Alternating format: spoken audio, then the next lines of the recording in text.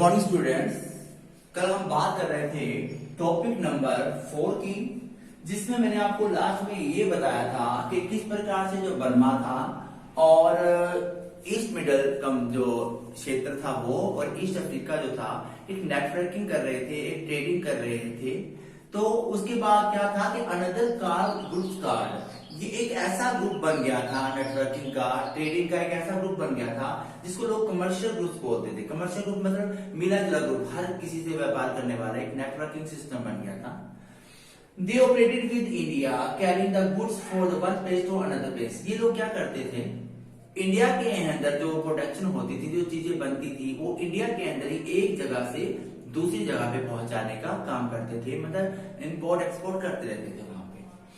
When those people got opportunity of investment in the industrial, many of them set up factories. जब इन लोगों को एक opportunity मिली, एक मौका मिला अपने आप को सिद्ध करने का, अपने आप को प्रूव करने का, तो इन्होंने क्या किया, इंडस्ट्रीज के अंदर अपनी इन्वेस्टमेंट, अपनी धनराशि को लगाया और क्या किया, उस अपॉर्चुनिटी का फायदा उठाते हुए इंडिया के अंदर बहुत सारी जो है फैक्ट्रीज जो थी वो क्या करती, सेटअप कर। As the colonial power increased, the Indian merchant functioning space become limited. India were the barrier. लेकिन जैसे जैसे इंडिया के अंदर कॉलोनियल पावर्स आनी शुरू हुई, इंक्रीज होनी शुरू हुई, जो इंडिया के जो मैन्युफैक्चरर्स थे उनके व्यापार का जो उनके व्यापार करने के अंदर कुछ बैरियर आनी शुरू हो गई, कुछ बाधाएं आनी शुरू हो गई। अब उनको एक अथॉरिटी नहीं थी, मतलब कहीं भी बिजनेस करने की, उन्हें लिमिटेड कर दिया गया कि वो मतलब पूरी तरह से बिजनेस नहीं कर पाएंगे। उनको कहीं कहीं कौन कौन सा बिजनेस करना है, कौन कौन सा बिजनेस छोड़ना है, ऐसी बाधाओं का सामना करना पड़ गया। और जो यूरोप था उस वक्त वो क्या कर रहा था, from the trading in manufacturing goods with the Europe only export opium, wheat and Indigo. उस वक्त सिर्फ यूरोप ही एक ऐसा था जो कि अब व्यापार कर सकता था उस वक्त, मतलब कुछ स्तर पे, इंटरनेशनल लेवल पे। लेकिन बाकी जो छोटे मैन्युफैक्चरर्स थे, कॉलोनियल्स आने के बाद भारत के जो मैन्युफैक्चरर्स थे, उनकी इन चीजों को क्या कर दिया गया, कहीं कहीं दबा दिया गया। तो जो लोग थे यूरोपियन, वो किस चीज का एक्सपोर्ट करते थे, वो क्या करते थे, ओपियम का, व्हीट और इंडिगो, नील का, गेहूं का और अफीम का करते थे। क्यों करते थे, which were required by the British, क्योंकि ब्रिटिश लोगों के लिए रिक्वायर्ड थी, उनकी जरूरत थी, इसलिए वो सबका व्यापार करते थे। ठीक है, साथ साथ they gradually edged out Indians from the shipping business. जैसे जैसे यूरोपियन कंपनियां जो थी भारत में आई, उन्होंने धीरे धीरे जहां पे सबसे ज्यादा व्यापार इंडिया का चल रहा था शिपिंग बिजनेस के अंदर, वहां पर भी उन्होंने धीरे धीरे इंडियन के शिपिंग बिजनेस के अंदर इनकी इन्वॉल्वमेंट को खत्म कर दिया। इनकी इन्वॉल्वमेंट को, इंडियन लोगों की इन्वॉल्वमेंट को खत्म कर दिया, मतलब शिपिंग बिजनेस से भी उनको हटा दिया। Till the first world war, पहले विश्व युद्ध के आते आते उस दौरान क्या हुआ, European managing agency were the controlling large sector of the Indian industries. European जो मैनेजिंग एजेंसीज थी, उन्होंने लार्ज स्केल के ऊपर, बहुत बड़े स्तर के ऊपर पूरे इंडस्ट्रीज को, इंडियन इंडस्ट्रीज को क्या कर लिया था, कंट्रोल कर लिया था, अपने हाथों में ले लिया था। जिनमें से यहाँ पे कुछ नाम मैं बता देता हूँ कि इनमें से जिन्होंने कंट्रोल करने के पावर जिन्होंने रखी थी, सबको सब कुछ चला रहे थे, जिनको अपॉइंट किया गया था, वो कौन से लोग थे, एंड्रयू यूरी के नाम बताते हैं और जॉर्डन स्कीनर, ये दो नाम है बहुत पॉपुलर, जिन्होंने मतलब उस वक्त पूरा कंट्रोल किया था, किसको, एजेंसीज के जो मालिक थे, एंड्रयू यूरी और दूसरा क्या नाम था, जॉर्डन स्कीनर। उसके बाद आई फैक्ट्रीज। फैक्ट्रीज आई तो देखिए उसमें हुआ क्या, फैक्ट्रीज नीडेड वर्कर। ये तो जाहिर सी बात है, जब फैक्ट्रियां लगेंगी तो मजदूरों की जरूरत होगी, वर्कर की जरूरत होगी। तो जहां पे 1901 के अंदर 1901 में 5,84,000 वर्कर्स थे, 5,84,000 वर्कर थे ना, तो वो 1946 के अंदर कितने हो गए, 24,36,000। मतलब ये जो की गिनती जो थी, काउंटिंग जो थी, इतनी बढ़ गई थी लार्ज स्केल पे। इसका रीजन क्या था, कहां से आए इतने वर्कर, मतलब कैसे सब कुछ पॉसिबल हुआ, तो इसके बारे में आपको बताता हूँ। हम जैसे पहले पढ़ चुके थे कि जब लोगों को ये पता चलता था, अपॉर्चुनिटी मिलती थी कि शहर में उनको जॉब मिल रही थी, तो वो माइग्रेट कर जाते थे, कहां से, कंट्री साइड से माइग्रेट करके सिटी साइड पे आते थे। तो ऐसा ही कुछ हुआ, they migrate for the neighbouring villages surrounding district. उनके आसपास के जो डिस्ट्रिक्ट थे, सराउंडिंग डिस्ट्रिक्ट थे, वहां से उनको इन्फॉर्मेशन मिलती थी। इन्फॉर्मेशन लेने के बाद वहां आते थे।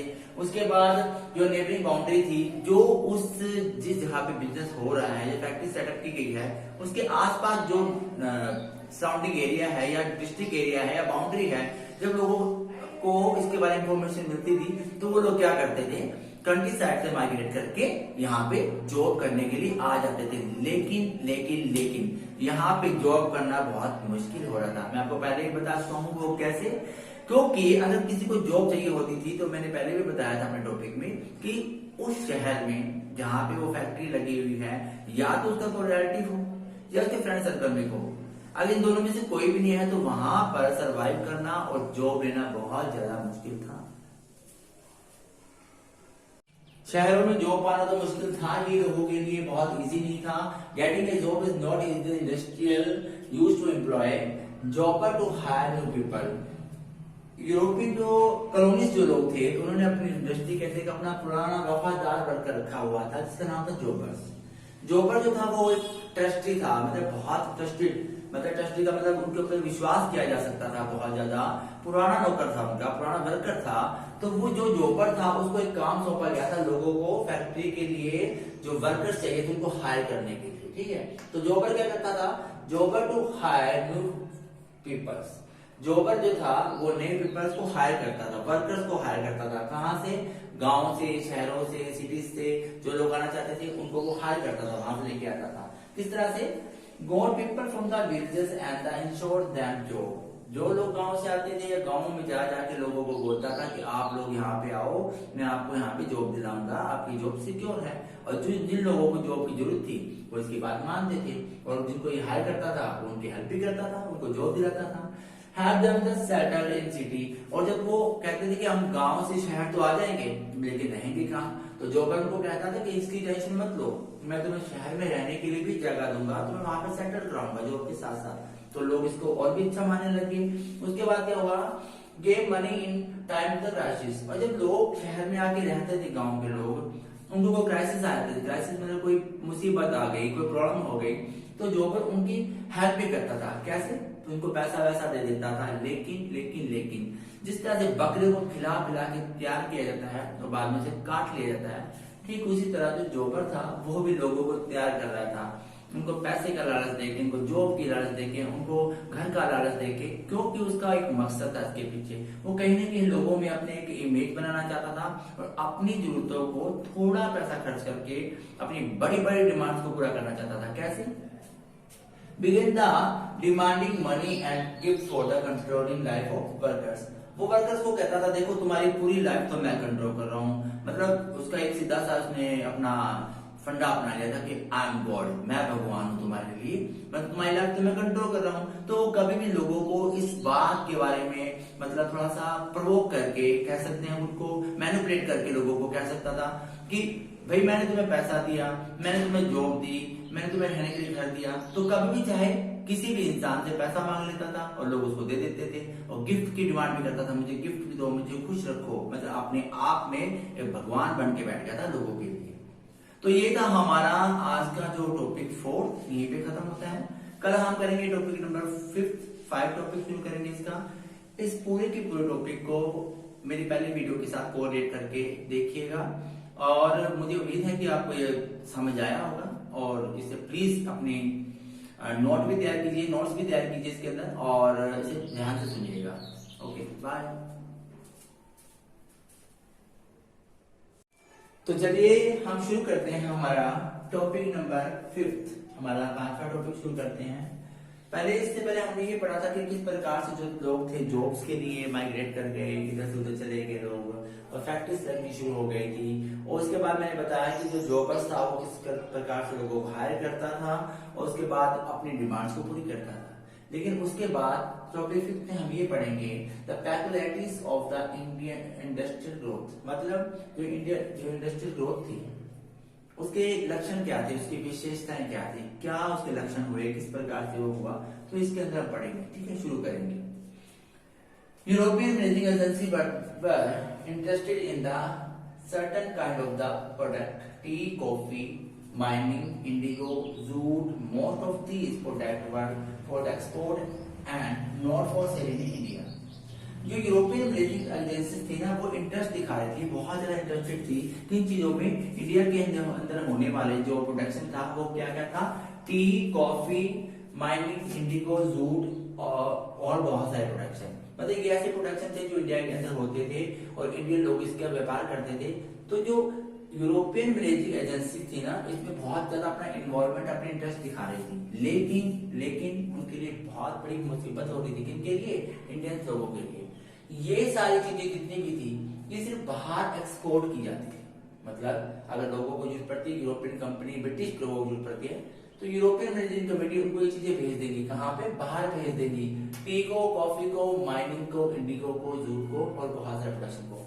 लेकिन ये सारे के सारे प्रोडक्ट सिर्फ एक्सपोर्ट होते थे, इंडिया के अंदर की कोई सेलिंग नहीं थी। इंडिया के अंदर कोई इनको बेच नहीं सकता था और इंडिया वालों को ये बात तो बिल्कुल भी मंजूर नहीं थी कि हमारा प्रोडक्शन हम ही नहीं कर सकते, हम ही नहीं बेच सकते। तो इनको ये बात होना हार्ड हुई, बहुत ज्यादा उनको गुस्सा चढ़ गया इसके ऊपर। तो उसके बाद इंडियन लोगों ने क्या किया, Indian businessman avoided the competition with the Manchester goods the Indian. अब इंडियन लोगों ने क्या किया, जो मैनचेस्टर मशीनी जो कंपटीशन था उसको बंद कर दिया।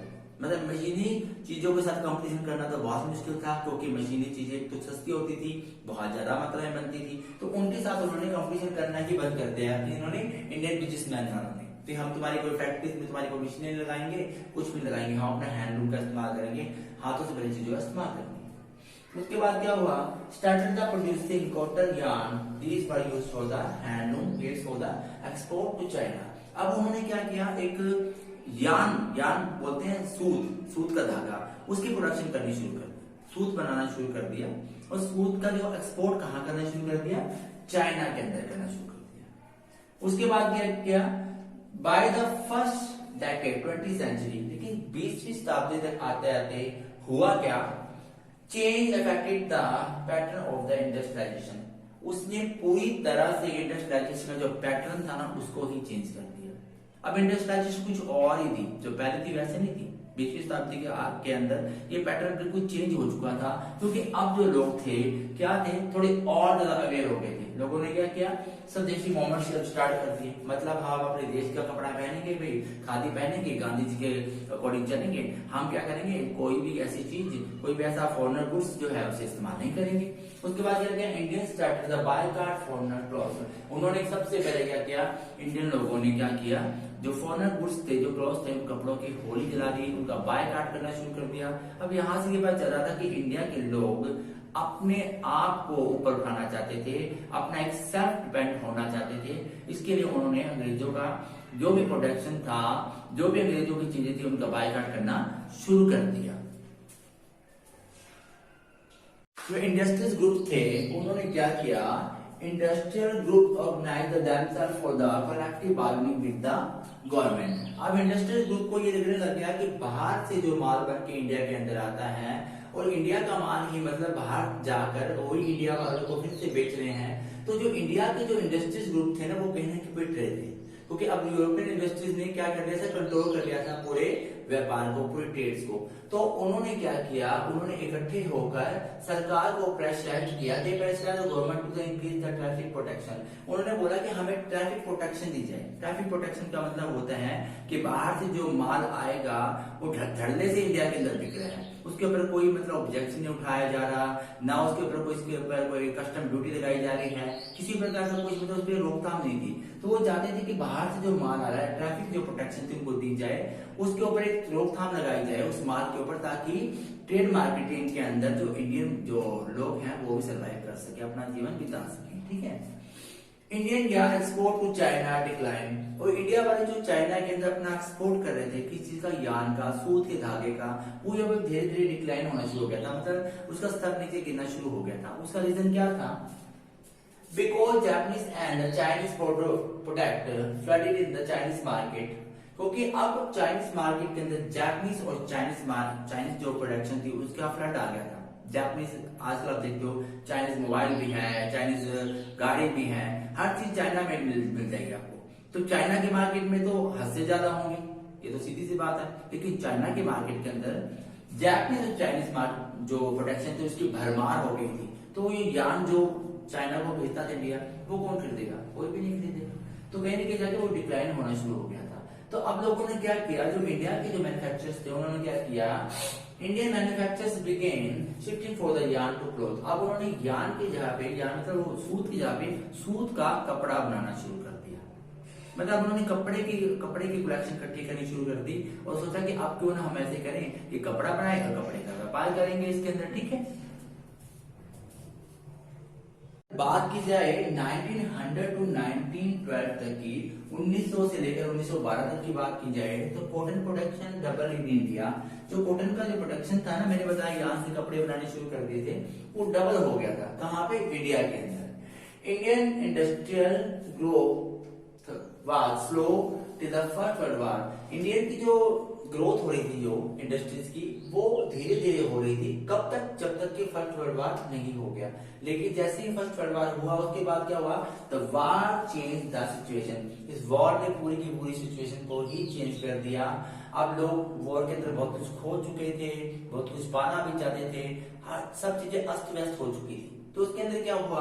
British mill and the factories become by they fulfilling the needs of British army. अब जो ब्रिटिश मिल जो थी और जो फैक्ट्रीज जो थी ब्रिटिश, वो अब पूरी तरह से बिजी हो गई थी फुलफिल करने के लिए क्या? नीड्स को। किनकी नीड्स को? ब्रिटिश आर्मी की नीड्स को। क्योंकि आर्मी वालों को कुछ न कुछ चाहिए था, कुछ पैसा चाहिए था, उनको हथियार चाहिए थे, आगे फिर भी युद्ध हो सकता है, उनकी प्रिपरेशन के लिए कुछ न कुछ सामान चाहिए था। तो ब्रिटिश जो मिल्स थी और फैक्ट्रीज थी, वो पूरी तरह से कहाँ बिजी हो गई थी? अपनी आर्मी की जरूरतों को पूरा करने के लिए। उसका रिजल्ट क्या हुआ था? Result in the decline of import of India. British asked the Indian manufacturers to supply goods. जब क्या हुआ कि इंडिया के इंपोर्ट जो था, बाहर के सामान का जो आना जाना था, वो बिल्कुल ही बंद हो गया था। इंपोर्ट बिल्कुल बंद हो गया था अब इंडिया के अंदर। मतलब अब इंडियन जो है अपना व्यापार खुद करते थे।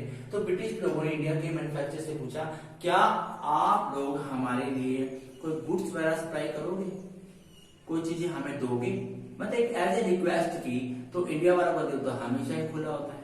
उन्होंने कहा हाँ भी, क्यों नहीं करेंगे। क्योंकि इंडिया ने कभी भी इस बात पे ऐतराज नहीं उठाया कि दूसरी कंपनियां आके उनके देश में अपना व्यापार करें, लेकिन उनको इस बात से हमेशा ही इतराज था और रहेगा कि उनका व्यापार जो है ठप ना किया जाए इंडिया के अंदर। क्योंकि इंडिया हमारा देश है, हमारा भारत है, हमें यहाँ पे व्यापार करने का पूरा पूरा अधिकार है। भाई यही रीजन था कि उन्होंने अपना बड़प्पन दिखाया और बढ़कर आगे अपने बिजनेस को भी चलाना चाहा। और जो ब्रिटिश लोग थे उनकी डिमांड पर, उनके पूछने पर उनको हामी भर दी। आज के लिए इतना ही। इस टॉपिक को हम कल कंटिन्यू करेंगे। उसके लिए आप इसको बड़े ध्यान से देखिएगा और सुनिएगा भी। धन्यवाद, थैंक यू, बाय बाय।